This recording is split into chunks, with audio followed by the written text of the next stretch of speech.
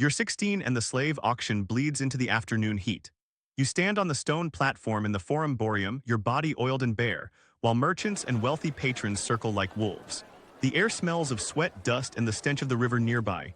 A man with a scarred jaw grabs your arm, testing the muscle, nodding to himself.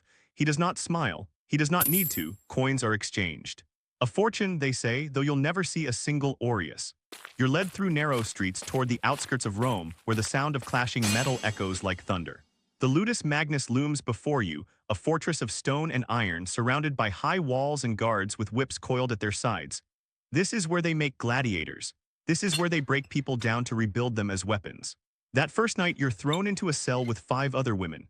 Some are older, their skin marked with scars. Others are young like you, eyes wide with the kind of fear that hasn't yet learned how to hide. A woman with a missing tooth leans against the wall and tells you the truth without pity. If you survive the training, maybe you survive the arena. If you don't, well, the lions don't mind dead meat either. You lie on the stone floor, listening to the sound of the guards' footsteps overhead, and understand that your old life has been burned away. There is only this place now, only the Ludus. You're 18, and the training has carved a new person out of the wreckage of who you were. Your hands are calloused from gripping wooden swords until they bled. Your shoulders are broad with muscle that didn't exist 2 years ago. The scars on your arms map every lesson learned in blood. The Lanista, a man named Castor, watches you practice with an expression that might be respect, though it's hard to tell on his weathered face. Every morning before dawn, you drill. Footwork, balance, timing, the strike, the parry, the pivot. Again, again, again, until your body moves without thinking, until your instincts are sharper than any blade. The older women teach you the secrets they've paid for with pain. How to read an opponent's stance before they move. How to make a small cut look devastating. How to breathe when fear tries to steal your lungs. The food is better here than it was as a common slave. Meat, wine, bread, herbs to heal the wounds. They want you strong. A dead gladiator is a bad investment. You eat more than you ever have, building the body into an engine of violence. At night, your legs ache so badly that sleep comes like mercy. And then dawn comes again and the drill begins. You notice that the other women watch you. Something in the way you move, the way you don't flinch from pain, marks you as different. Marcella, a woman with arms like tree trunks, pulls you aside one evening and tells you that you have the look of a survivor. She's fought in the arena 5 times and lived. That alone makes her a god in this place.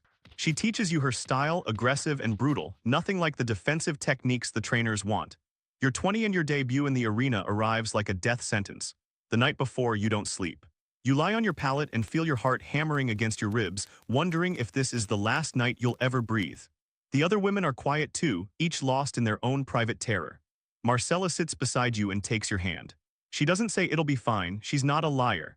She just squeezes once and whispers that pain is just noise if you refuse to listen.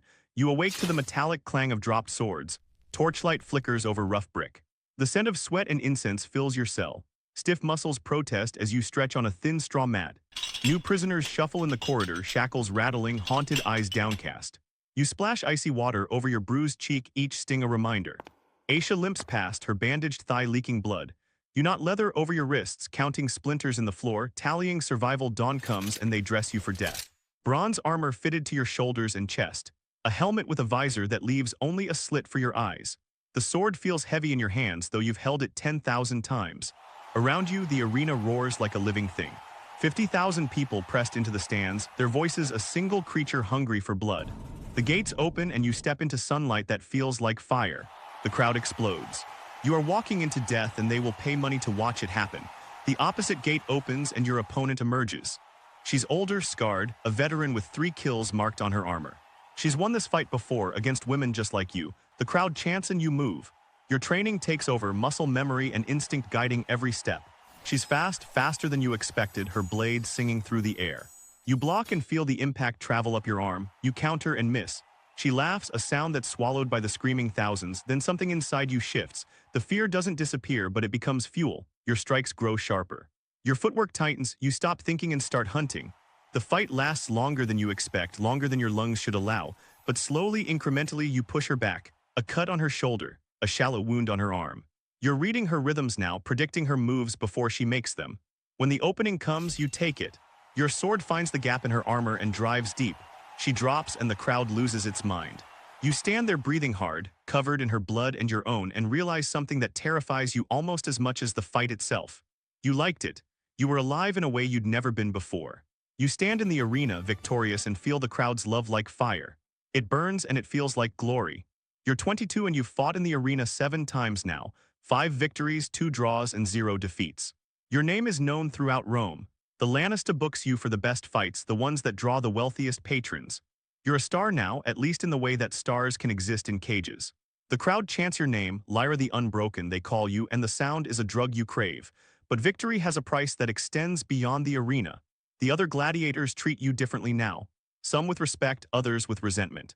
The men, the famous Ricciarii and Myrmilones who fight before you, watch you with interest that has nothing to do with admiration. The Lanista has started taking payment for private exhibitions, invitations to wealthy homes where you're displayed like a curiosity, made to spar against lesser opponents for the entertainment of senators' wives. The worst part is that you've started to believe you're special, that the cheers are for you and not just the spectacle. You've forgotten that you're still a slave, still owned, still disposable.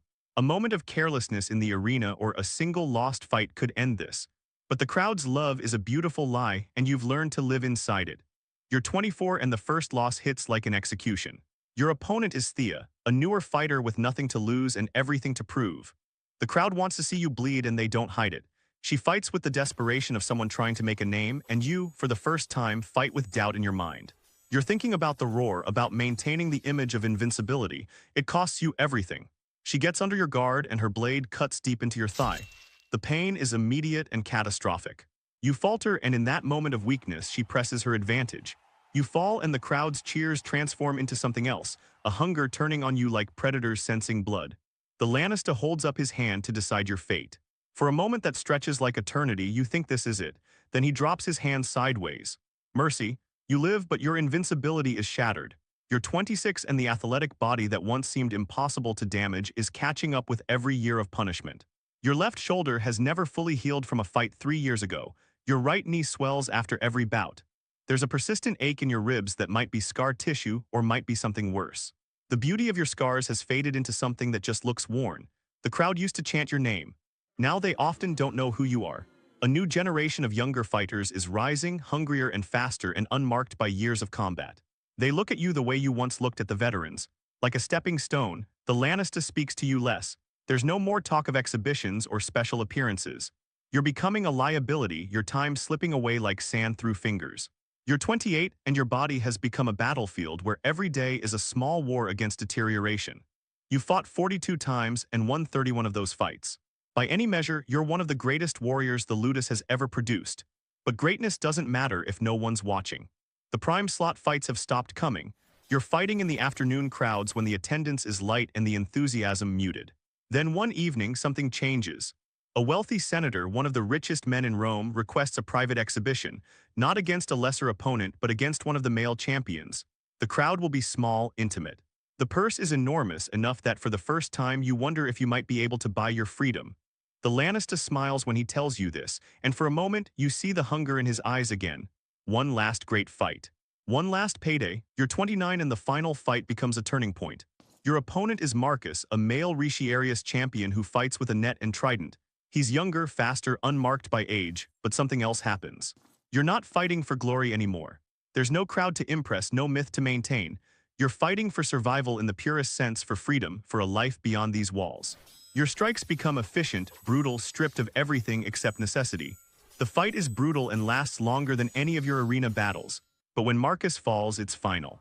The senator stands and the crowd erupts in genuine appreciation. He tells you that he hasn't seen fighting like that in decades. The next day, the Lanista calls you to his office. The senator has made an offer.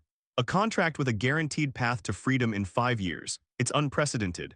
The Lannister accepts before even consulting you. You're 33 and the time has finally come. The last exhibition has been fought and won. Your final opponent was Claudius, and when you could have delivered the killing blow, you simply stood over him, victorious but merciful. The senator meets you with a lawyer and documents. The process of manumission is complete. You'll receive a small home in the outer city, enough coin to live modestly for a year, and most importantly, a document that declares you a free woman. No longer property, no longer a commodity. A human being recognized by law. The city is vast when you finally walk through the streets as a free woman. Rome sprawls in all directions, and for the first time in your life, the direction you walk is your choice. Your legs still ache. Your shoulder still throbs. Your body is a map of 17 years of violence. But you're alive and you're free, and that's a victory no arena, no crowd, no senator could ever take from you.